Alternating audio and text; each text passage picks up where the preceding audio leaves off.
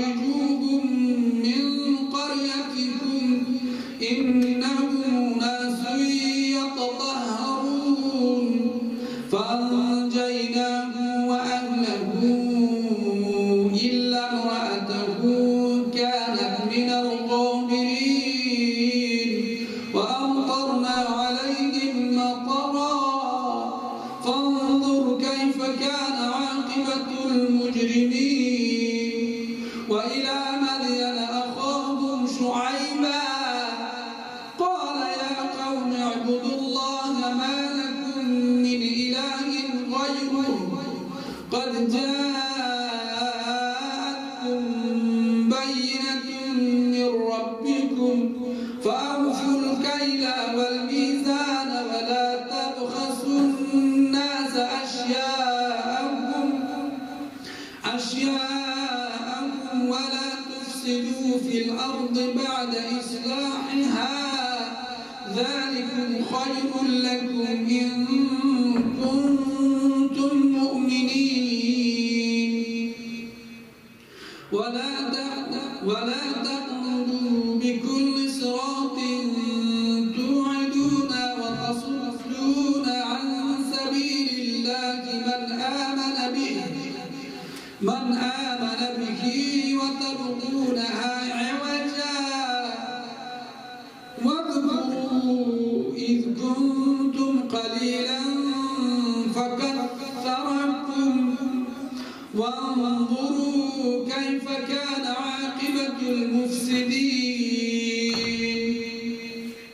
وإن كان طائفة منكم آمنوا بالذي أرسلت به وطائفة لم يؤمنوا فاصبروا حتى يحكم الله بيننا وهو خير الحاكمين صدق الله العلي العظيم وصدق رسوله النبي الأمين الكريم ونحن على ذلك من الشاهدين والشاكرين سبحان ربك رب العزة عما يصفون وسلام على المرسلين والحمد لله رب العالمين بخمس سورة الفاتحة مع الإخلاص والصلوات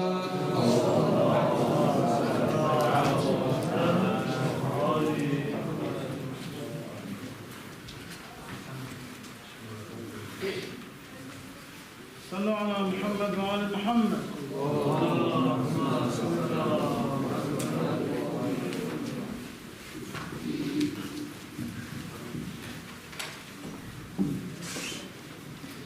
با تشکر فراوان از قاری محترم قرآن جناب قاری سرکزار جمالی انشاءالله که ثواب از این تلاوت قرآن به روح جمعی انوات و شما برسد اجماعاً صلوات محمدی. Inshallah, in this part of the program we're going to get benefit of the beautiful speech by my brother Mujaddid Islam wa Muslimin Sheikh Datoo. Welcome him with a loud salawat ala Muhammad wa ali Muhammad.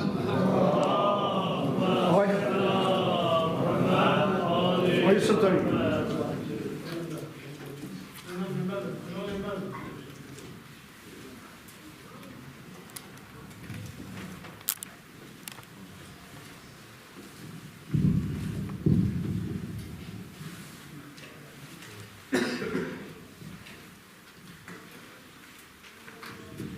أعوذ بالله السميع العليم من الشيطان اللعين الرجيم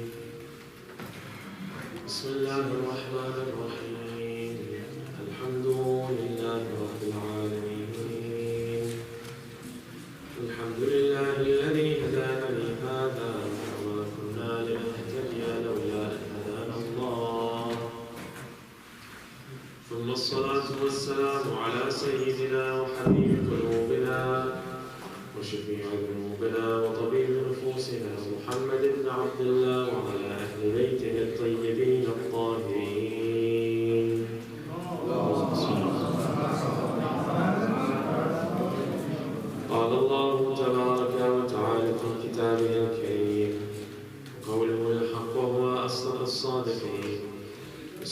الله الرحمن الرحيم يذبح أبناءهم ويستحيي نساءهم إنه كان من المفسدين آمنا بالله صدق الله العلي العظيم. Respected scholars, elders, brothers, sisters, Assalamu alaikum jami'an wa rahmatullahi wa barakatuh. Allah wa ta'ala has blessed us with these holy days and nights of the month of Ramadan, this beautiful month which is upon us. It is for you and I then to take the utmost benefit that we can from it. It means making some changes in our lives that we haven't been making for the past 11 months. It means restraining our tongues from saying that which we know we shouldn't be indulging in. It means not listening to that which we know we shouldn't be listening to. And it means not wasting our time either. The Imams have mentioned to us in Ahadith, مَا خُلِقْنَا لِلَّعِبِ. We have not been created to play. This dunya, for those people who are enticed by it, they enjoy it because they see it as a place of rest and relaxation, something they can play in. They can accumulate and they can hoard. But you find that Ahlul Bayt tell us that this dunya, you're simply passing through it. You don't know that if you'll die at the age of 20 or they will die at the age of 80. It's unknown for a reason. Because if you knew when you were going to die, you might have planned out when you're going to worship God and when you'll reject Him. But the test is that none of us know when we're going to part this world. And therefore, each and every one of us must be working on a daily basis as if this day is our last. We're told from some scholars of akhlaq that if you want to pray a good prayer, a prayer where you have full presence of heart, then pray as if it's your last prayer. As you do the takbir for Maghrib, expect that this is going to be your last Maghrib prayer. And so you'll pray it in a very different fashion. One of the things that we need to take note of in this holy month, and one of the changes that we must make, is that Allah has gifted us this book, the Quran, a book which He Himself has commanded us to read, to contemplate on, a book that we know from the little life that we have led, that this book is a book which in and of itself is a miracle because of the amount that you and I can benefit it from. You read a particular verse in the Quran and you come back to it a few days later, you read the same verse, you can understand something different from it. Until today, you have Mufassirun writing volumes and volumes with regards to what the tafsir of the Basmala, Bismillah ar-Rahman ar-Rahim means.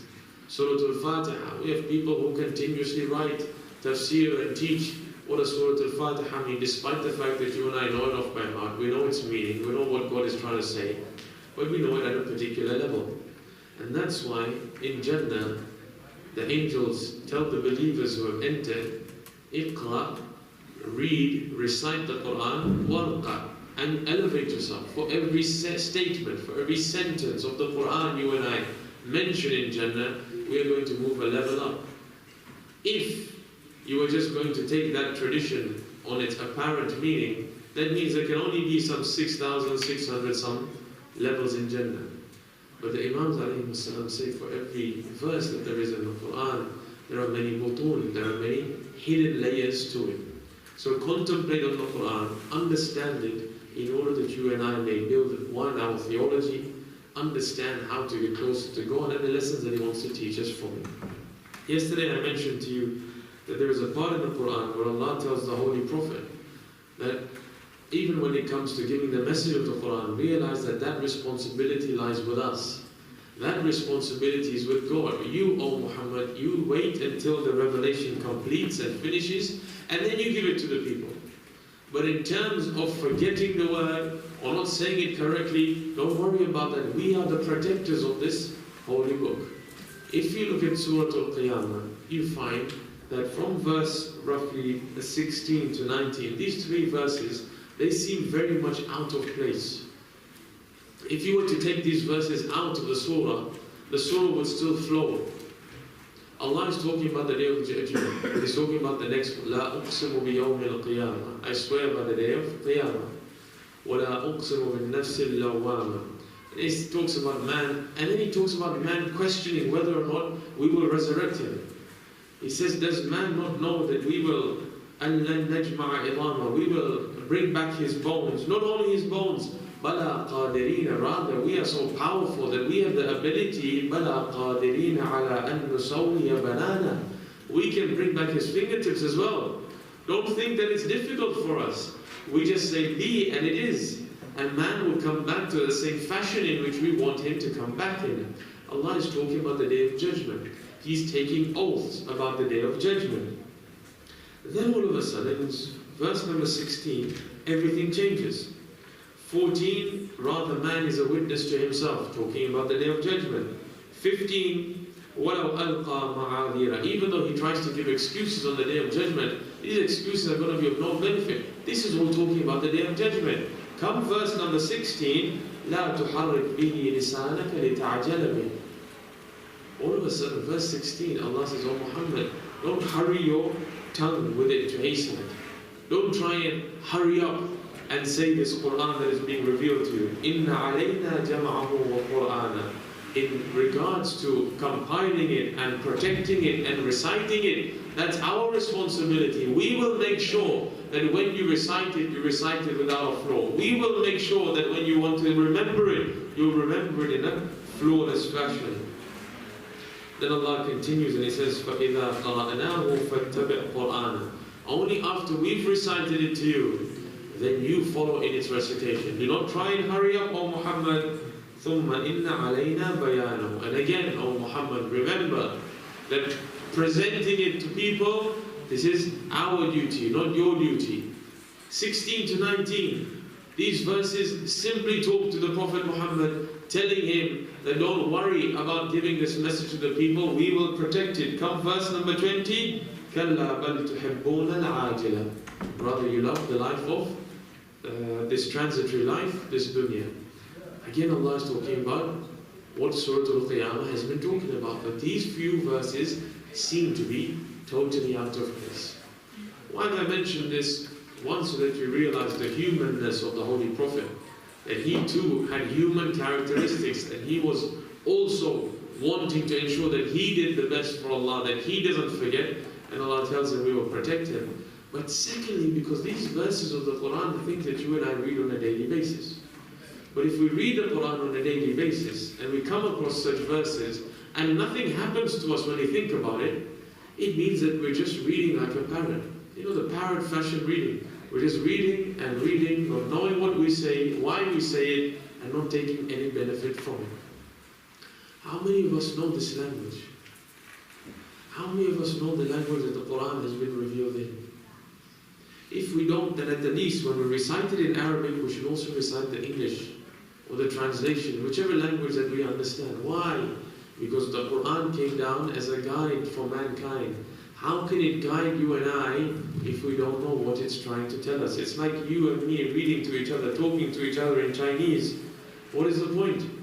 You don't understand it and I don't understand it. We're simply speaking and making sounds with our mouth.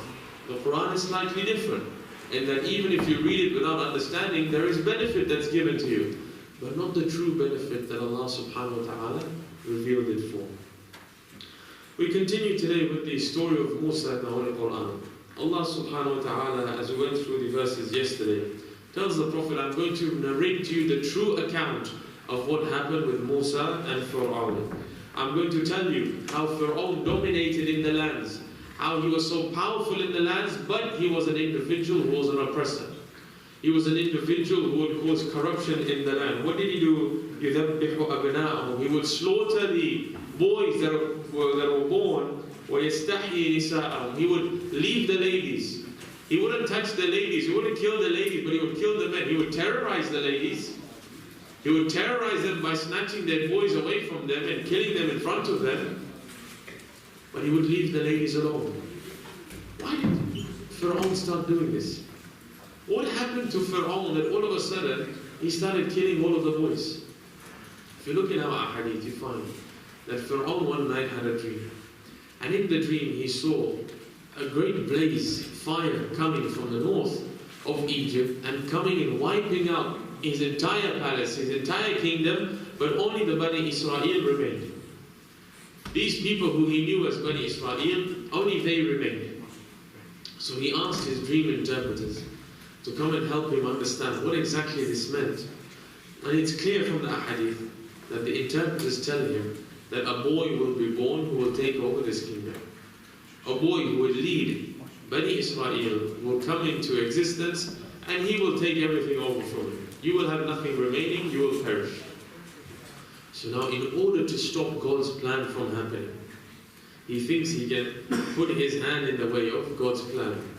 And he tries to stop it happening. What does Allah say in the Quran about God's plan when people try to do makr and go towards God's plan and try and deceive God?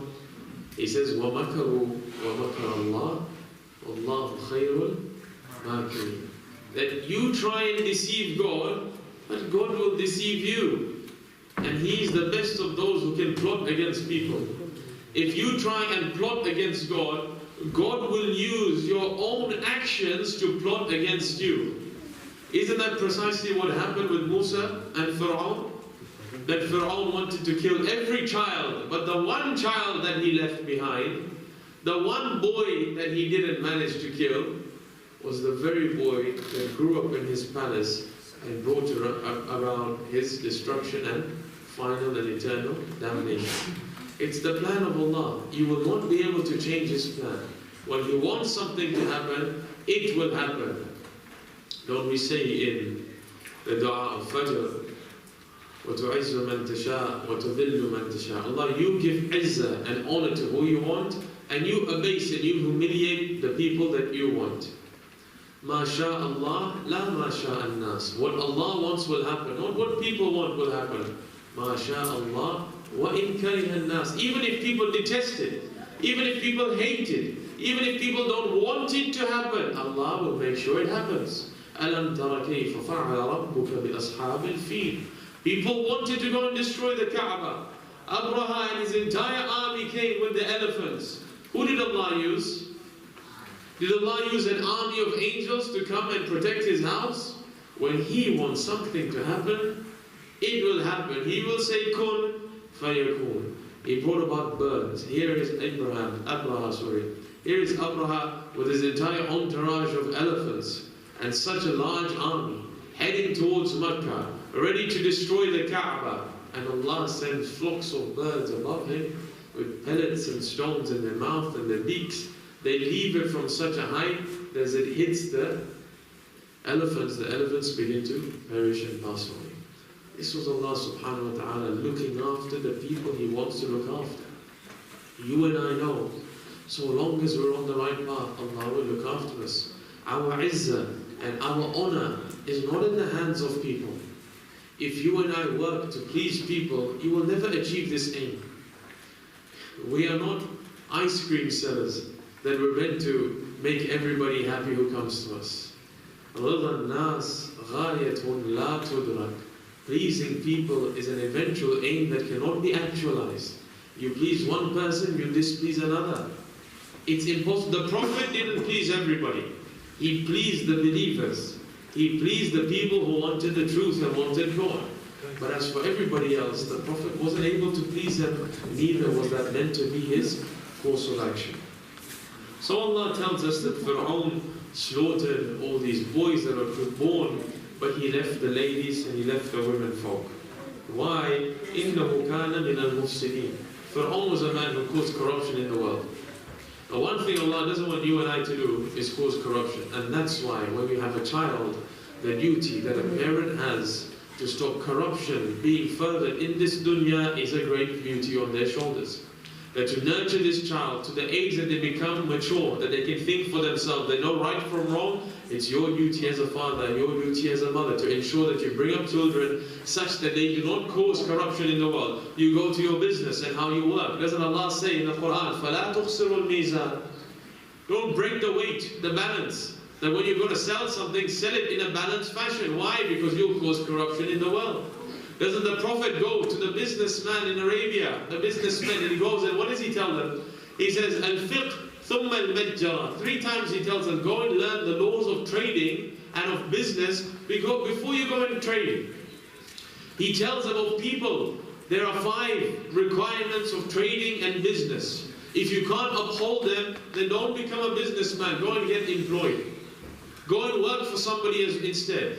Because the first thing you need to do in every walk of life is ensure that you do not corrupt neither yourself, nor the society around you, or the next generation. So ensure that you hold a bar of morality in everything that you do. One of the things the Prophet says for businessmen and women is that when you're going to sell something, one of the requirements of selling, when you go to sell something, make sure you mention the defects and the flaws of what you're selling. Do not sell something to someone in a fashion that they think that this object or this commodity is perfect, only for them later on to find out that it had a fault in it. We're told in a tradition that the description of everything in the dunya is better than its reality. You can describe a phone that you're selling to me to the nth degree, but as soon as I get it, if you haven't talked about its flaws, and I open it and I realize that it just falls on the ground and smashes or scratches, who am I going to come after? Who am I going to think deceived me? You.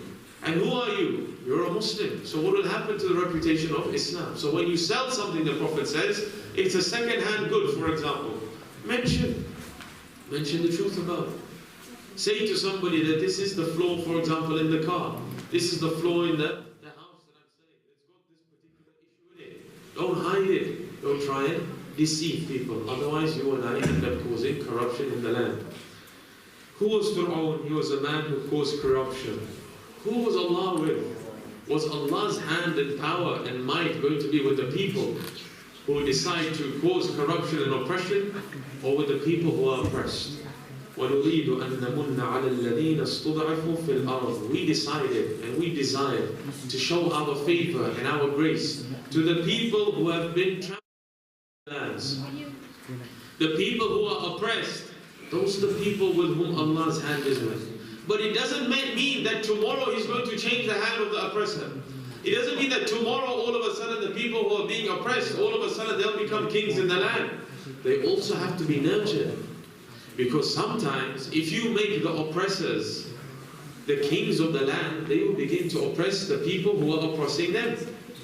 The tables will turn and they will try and oppress the other people. You have to teach them and nurture them such that when you do give them the kingdom and you do give them authority and power, they do not abuse it. Allah says, وَنَجْعَلَهُمْ أَئِمَّةً. We desire to make this Bani Israel, we want to make them the leaders of communities, Imams. وَنَجْعَلَهُمُ الْوَارِثِينَ. We want them to become heirs of the land. We want to give them the kingdom, dunya and akhirah. This is what I have in store for you, O Bani Israel. If you listen to my commands, then you will see that Izzah is in my hands and I shall give it to you. Allah says to us about how the story begins. After an introduction about Pharaoh, how vile this man was, how Allah wanted to teach a lesson to Pharaoh and Haman. Haman was his comrade, was his advisor. He wanted to teach them both a lesson and all of the oppressors. So the story begins with the mother of Musa. Isn't it amazing that Allah reveals and speaks to the heart of a woman who is fallible? This revelation didn't only come down to prophets. This speaking didn't only come down to prophets who had isma. It also came down to people who were fallible. Allah says, وَأَوْحَيْنَا إِلَىٰ أُمِّ مُوسَى. We revealed, we spoke to the heart of the mother of Musa. She was a woman, she was a fallible, a human being like you and I. She could have done sins previously, she must have done some sins previously, she was fallible. But Allah spoke to her, and in her heart He reveals to her, and He says, An ardi'i. Feed him, nourish him with your milk.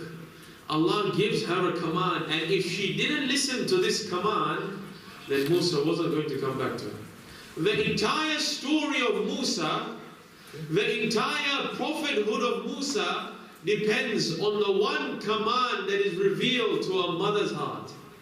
That, oh lady, oh mother of Musa, if you don't fulfill this command, Musa will not become the prophet that I want him to become.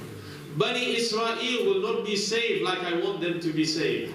But I want it to start by the milk of a mother. By you, O mother, listening to my command. Feed him, O mother of Musa, and then cast him into a river if you're afraid. It's a very strange command to give to a mother. She's just given birth. She's just gone through the pangs of labor. She's delivered a child. And Allah tells her, feed your child. This is acceptable. Every mother wants to feed their child as soon as they've been born. However, as soon as he's born, if you're afraid of his life, then I want you to throw him into a river. It's difficult. Listening to the commands of God at times might be difficult for one to swallow. But so long as you're certain that the pleasure of God lies in this, then it's incumbent upon you and I to do it in order to bring the plan of God to fruition. Imam Ali alayhi salam mentions in a tradition about lying. You know how easy it is to lie to get your way out of something? But whether it be, let's start from the youngest age. When two children fight, it's easy for one of them to lie, to say, I didn't do it, to get them out of trouble. As you grow up, the same principle is there. It's easy to lie as a businessman or woman. It's easy to lie as a parent or a member of a community. Easy to lie to get yourself out of trouble. You didn't receive the email? It must have got stuck somewhere. I didn't send it. Easily get out of this entanglement. Say that I sent the email even if I didn't. A simple statement will give me a very short period of relaxation. Doesn't the fourth Imam say? He says, oh Allah, I ask you forgiveness from those sins. But when I committed them, they gave me a very short amount of respite. But the effects were continuous and eternal. You think when you don't lie, when you lie once and twice and 5 times, can you possibly say that I will only lie to the outside world and not my children, my wife? It's a characteristic. You and I have planted this character and vice of lying within ourselves. It's not only going to happen when we go to work, it's going to happen to my children as well. It's going to happen to my community members and my spouse as well. I'll become a liar, God forbid. Imam Ali says that a believer prefers to say the truth, even if it's to his detriment, over lying if it's to his benefit. This is just wisdom coming from this great man. But it's then for you and I to listen to this wisdom and then act upon it. The time of Salah is approaching, so I complete in 2 minutes this particular aspect of the command of Allah to Musa's mother. He says to her that if you fear, then throw him into the river. But I also want to tell you, O mother of Musa, وَلَا تَخَافِي وَلَا تَحْزَنِي. Do not be afraid and do not grieve over Musa. إِنَّا رَادُّوهُ إِلَيْكَ. We're going to make you a promise. You listen to us, we'll make you a promise. I want you to feed him. Then when you're fearful of him, throw him into the river. Don't be afraid. Don't grieve. And then my promise to you, in reward for what you're going to do, I promise that I will return him back to you. I'm not going to tell you how I'm going to do it. Leave that plan to me. But what I am telling you is that if you listen to my command, I will bring back what you've lost. What good you want, I will bring it back to you. Isn't it strange that a fallible lady is given her child within a few hours, but Yaqub alayhi salam in the Quran is made to wait for years and years until he gets Yusuf back. These are 2 different plans of God. For one person, the plan was that she will be reunited with her son within 24 hours. For another man, the plan was much longer, and you will be taken to a test. You will grieve so much. وَبِيَضَّتْ عَيْنَاهُ. He cried so much until his eyes became white and he became blind, مِنَ الْحُزْنِ, out of grief for losing Yusuf, despite the fact that he knew Yusuf was still alive. Tomorrow, inshallah, we continue with the story of Musa and we understand how it is that Allah's plan was fulfilled. What did Allah do to the heart of Asiya, the wife of Pharaoh? What plan did he put in place for the sister of Musa and then for the mother of Musa, such that he was able to then return back Musa to his mother despite the fact that this basket landed in the very laps of the oppressor, who himself challenged God by saying, I am the greatest one. وآخر دعوانا الحمد لله رب العالمين وصلى الله على محمد وعلى أهل بيته الطيبين الطاهرين.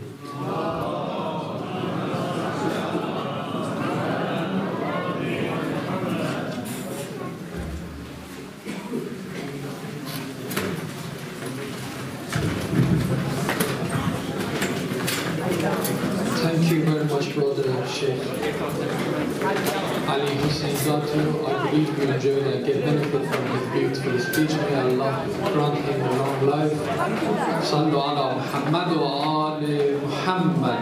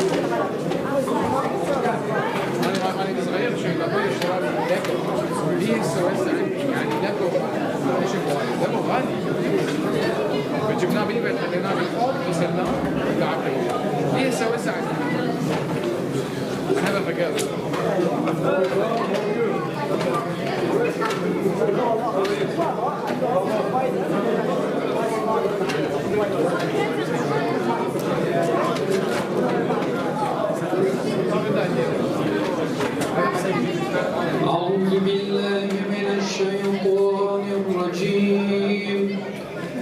بسم الله الرحمن الرحيم. إن الله وملائكته يصلون على النبي يا أيها الذين آمنوا صلوا عليه وسلموا تسليما. اللهم سبحان الله والحمد لله ولا إله إلا الله والله أكبر ولا حول ولا قوة إلا بالله العلي العظيم.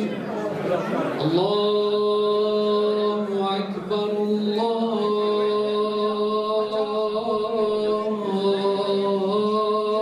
أكبر الله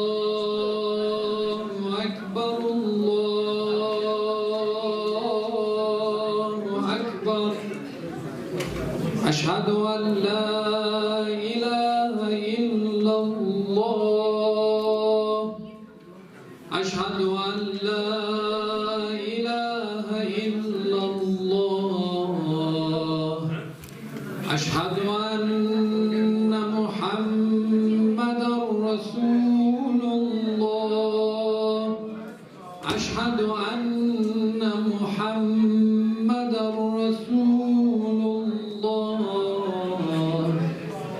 أشهد أن عليا ولي الله أشهد أن عليا حجة الله حي على الصلاة حي على الصلاة حي على الفلاح حي على الفلاح حي على خير العمل حي على خير العمل الله أكبر الله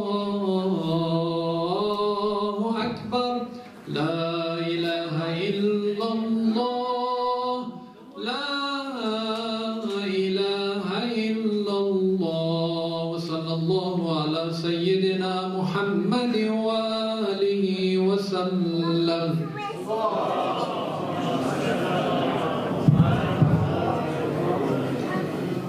أستغفر الله ربي وأتوب إليه الله أكبر الله أكبر أشهد أن لا إله إلا الله أشهد أن لا إله إلا الله أشهد أن محمدا رسول الله أشهد أن من المؤمنين علي ولي الله أشهد أن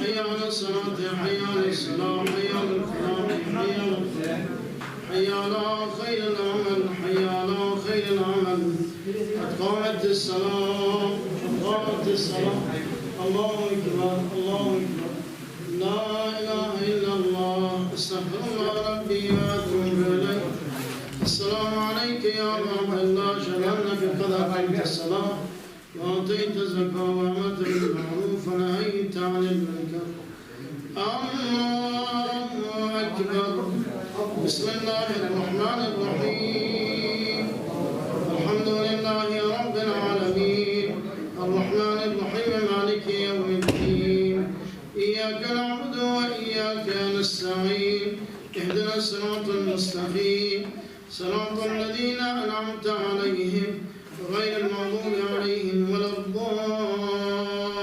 الضالين بسم الله الرحمن الرحيم إنا أنزلناه في ليلة القدر وما أدراك ما ليلة القدر ليلة القدر خير من 1000 شهر تنزل الملائكة والروح فيها بإذن ربهم من كل أمر سلام هي حتى مطلع الفجر الله أكبر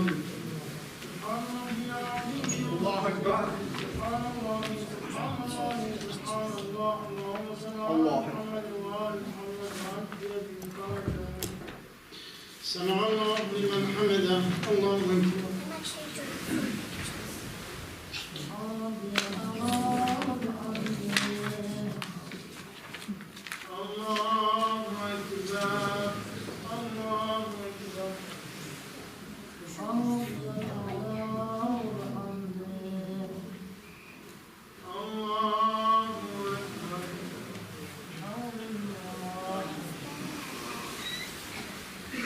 بسم الله الرحمن الرحيم الحمد لله رب العالمين الرحمن الرحيم مالك يوم الدين إياك نعبد وإياك نستعين اهدنا الصراط المستقيم صراط الذين أنعمت عليهم غير المغضوب عليهم ولا الضالين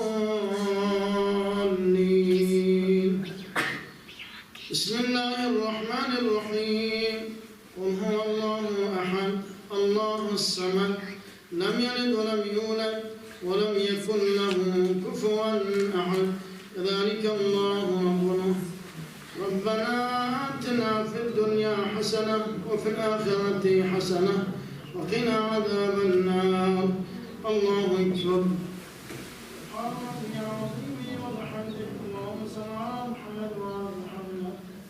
سمع الله لمن حمده الله أكبر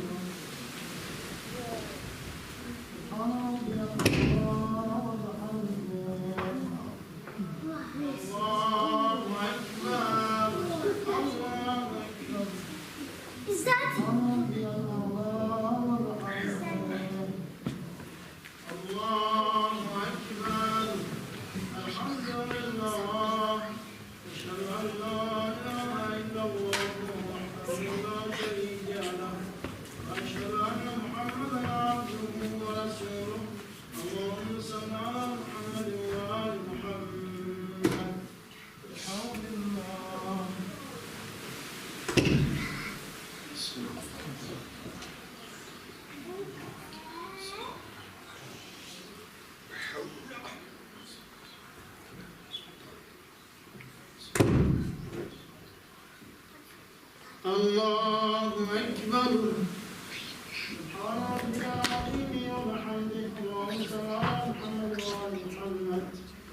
سمع الله لمن حمده.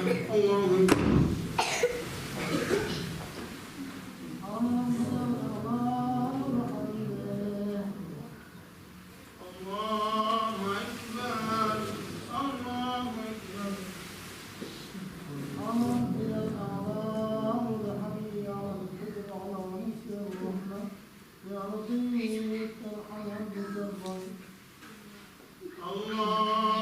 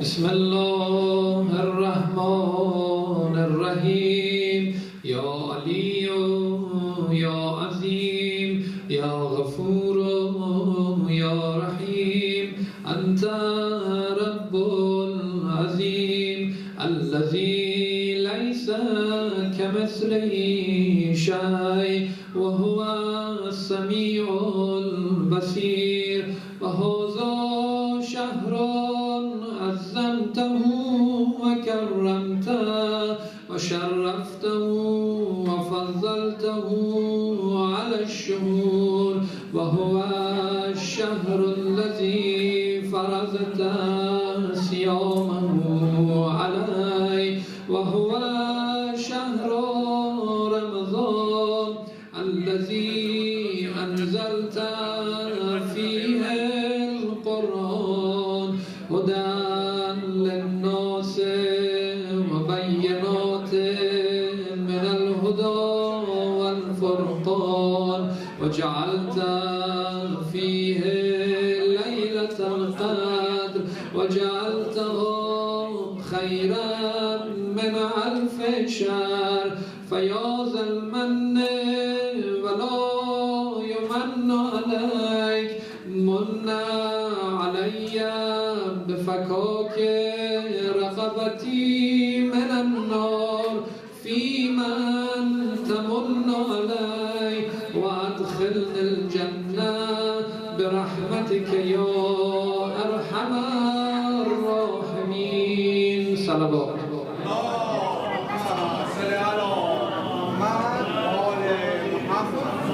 اللهم صل على محمد وآل محمد.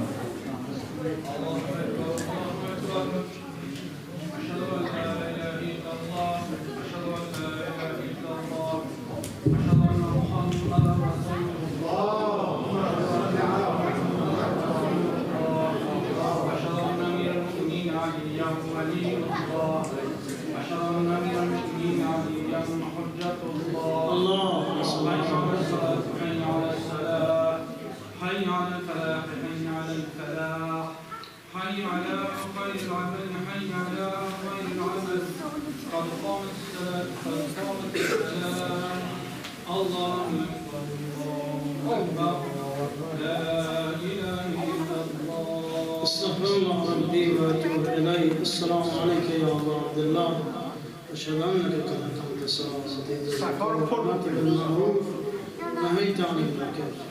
الله اكبر. بسم الله الرحمن الرحيم. الحمد لله رب العالمين الرحمن الرحيم مالك يوم الدين. إياك نعبد وإياك نستعين. اهدنا الصراط المستقيم صراط الذين أنعمت عليهم غير المغضوب عليهم ولا الضالين. بسم الله الرحمن الرحيم.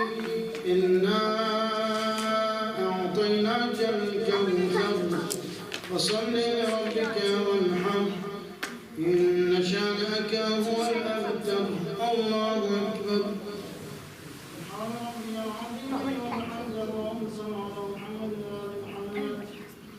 سمع الله لمن حمده. الله أكبر. Some people have like kids. Some people like brothers. My sister, she knows. الله أكبر. الله أكبر.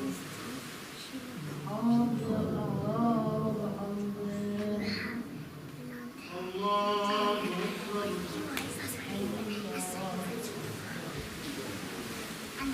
بسم الله الرحمن الرحيم. الحمد لله رب العالمين الرحمن الرحيم مالك يوم الدين إياك نعبد وإياك نستعين اهدنا الصراط المستقيم صراط الذين أنعمت عليهم غير المغضوب عليهم ولا الضالين. بسم الله الرحمن الرحيم. قل هو الله أحد الله الصمد لم يلد ولم يولد ولم يكن له كفوا أحد وذلك الله ربنا. ربنا آتنا في الدنيا حسنة وفي الآخرة حسنة وقنا عذاب النار. الله أكبر.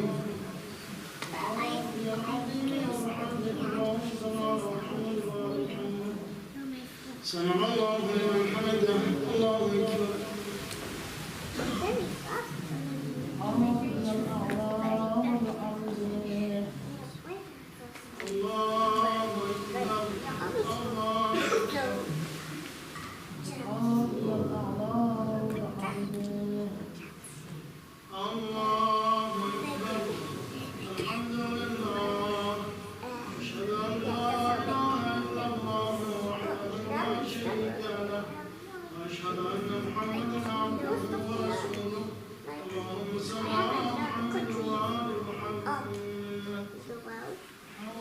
And I don't know a lot about penguins, so I have like all these things. What's your favorite animal? Werewolf? الله أكبر. It's a pet. Oh, actually, my favorite. سمع الله لمن حمده. الله أكبر. Used to be my foster. I adore it before I knew about. الله أكبر. الله No, I'm allergic to cats. You don't actually hate cats. الله أكبر. I have to choose.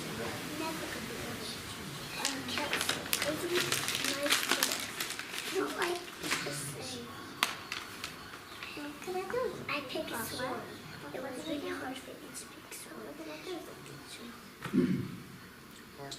الله أكبر.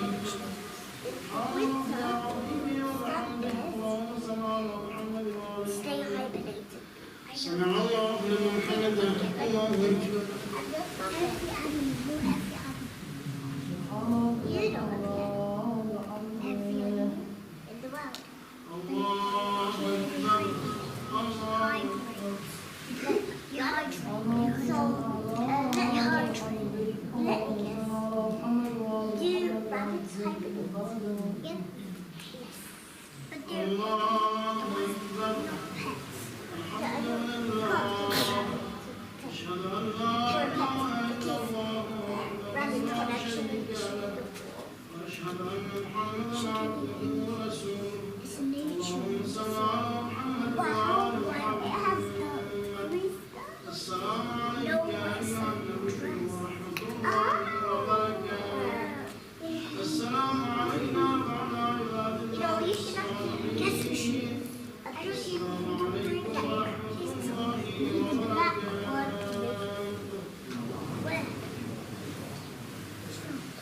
إن الله وملائكته يصلون على النبي يا أيها الذين آمنوا صلوا عليه وسلموا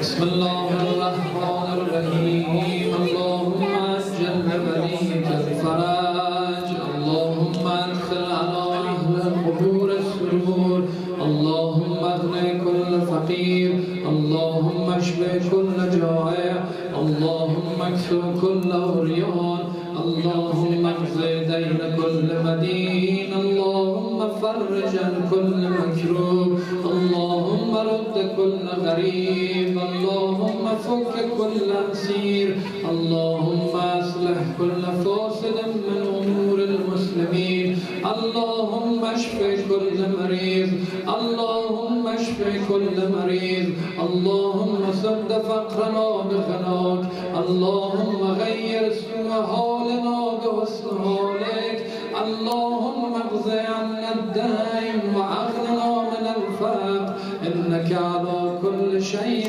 قدير بسم الله الرحمن الرحيم اللهم كل وليك الحجة ابن الحسن صلواتك عليه وعلى آبائه في هذه الساعة وفي كل ساعة وليا وحافظا وقائدا وناصرا ودليلا وعينا حتى تسكنه أرضك طوعا وتمتعه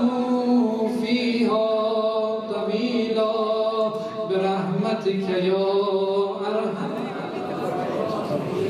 وعجل الله فتولى فرجه السلام عليك يا رسول الله السلام عليك يا أمير المؤمنين السلام عليك يا فاطمة الزهراء السلام على الحسن والحسين سيد شباب أهل الجنة السلام على أئمة المعصومين علي بن الحسين محمد بن علي وجعفر بن محمد وموسى بن جعفر وعلي بن موسى ومحمد بن علي وعلي بن محمد والحسن بن علي والحجة بن الحسن المهدي وجعل الأمان الأمان الأمان من الفتن الزمان السلام عليكم يا أهل بيت النبوة جميعا ورحمة الله وبركاته صلوات